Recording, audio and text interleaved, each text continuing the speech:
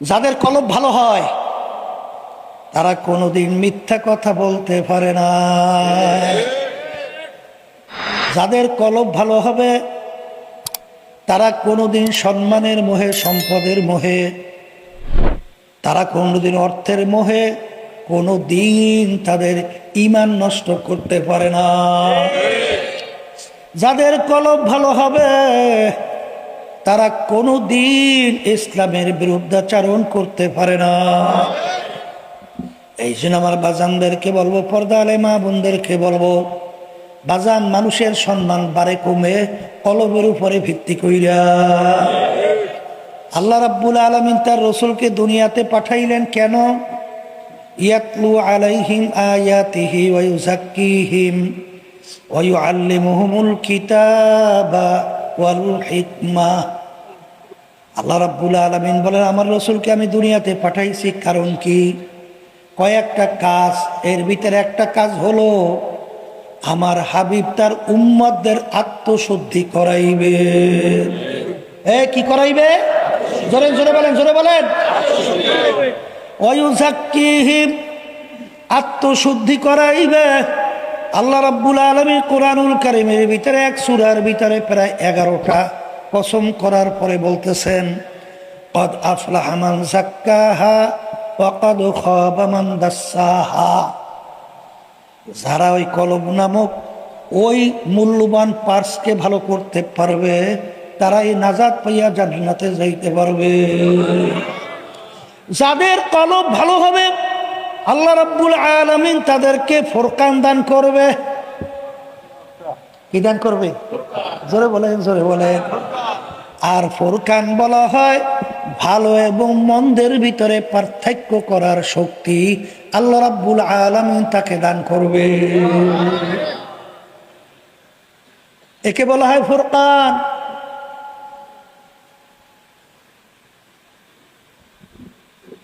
এ কবরের যাত্রীরা, এ পর্দার মা বোনেরা, আল্লাহ রাসূল সাল্লাল্লাহু আলাইহি ওয়াসাল্লাম দুনিয়াতে আসছেন, আল্লাহ পাঠাইছেন কেন? বুইসতু মুআল্লিমান। আল্লাহর হাবিব বলে আমাকে আল্লাহ রাব্বুল আলামিন ওস্তাদ হিসেবে পাঠাইছে। আল্লাহর হাবিবের ছাত্র ছিল সাহাবায়ে কিরাম। এই সাহাবায়ে কিরামদের সংখ্যা ছিল প্রায় 1.5 থেকে 1.5 লক্ষের কাছাকাছি। কথা ঠিক নেবে? ঠিক। সাহাবায়ে কিরামদের ছাত্র ছিল, শাগরেদ ছিল তাবিঈনরা। তাবিঈনদের শাগরেদ ছিল তাবিঈনরা। তাদের শাগরেদ ছিল উলামায়ে মুতাকাদ্দিমিন, তাদের শাগরেদ উলামায়ে মুতাআখিরিন। হাত্তাকাল এখন পর্যন্ত এই সিলসিলা ওয়ারি ধারাবাহিকতায়। কথা বোঝেন? যারা এই দায়িত্ব পালন করতেছে এই কিয়ামত পর্যন্ত দায়িত্ব পালন করবে। এই জন্য আমার বাজানদেরকে বলবো, পর্দা আলে মা বোনদেরকে বলবো, বাজান আলেম কাকে বলে আল্লাহ রাব্বুল আলামিন কোরআনুল কারীমের ভিতরে পরিচয় দেন, ইন্নামা ইয়াখশাল্লাহা মিন ইবাদিহিল উলামা। আলেম বলা হয় তাকে যার ভিতরে আমার ভয় পয়দা হবে, যার ভিতরে আল্লাহর ভয় পয়দা হবে, তার হুঁশ থাকতে কোশ্চিন কালেও সে মিথ্যা বলতে পারবে না, সে কখনোই ধোঁকাবাজি করতে পারবে না, সে কখনোই মৃত্যুদের সহযোগিতায় থাকতে পারবে না। জোরে বলেন কথা ঠিক কিনা? আমার মালিক বলেন ওয়া তাআওয়ানু আলাল বিররি ওয়াত তাকওয়া ওয়া লা তাআওয়ানু আলাল ইসমি ওয়াল উদওয়ান। আমার মালিক আমার আল্লাহ বলেন তোমরা ভালো কাজের সহযোগিতায় থাকো, খারাপ কাজের বিরোধিতায় থাকো। তাইলে যারা যেগুলাই মিথ্যা বলে এদের সহযোগিতা এটা তো খুব ভালো। হ্যাঁ, একটু মুখ খুললেই বলেন। হ্যাঁ, এদের সহযোগিতা আল্লাহ করতে বলে নাই? পারে নাই? আল্লাহ বলে নাই? তাইলে তোমরা যদি মৃত্যুকে সহযোগিতায় থাকো তাহলে আল্লাহর হুকুম মানা হয়? ওয়া তাআওয়ানু আলাল বিররি ওয়াত তাকওয়া ওয়া লা তাআওয়ানু আলাল ইসমি ওয়াল উদওয়ান। আমার মালিক বলেন তোমরা ভালো কাজের সাথে সহযোগিতায় থাকো, খারাপ কাজের বিরোধিতায় থাকো। ইন্নামা ইয়াখশাল্লাহা মিন ইবাদিহিল উলামা। আলেম বলা হয় তাকে যার ভিতরে আল্লাহর ভয় পয়দা হবে।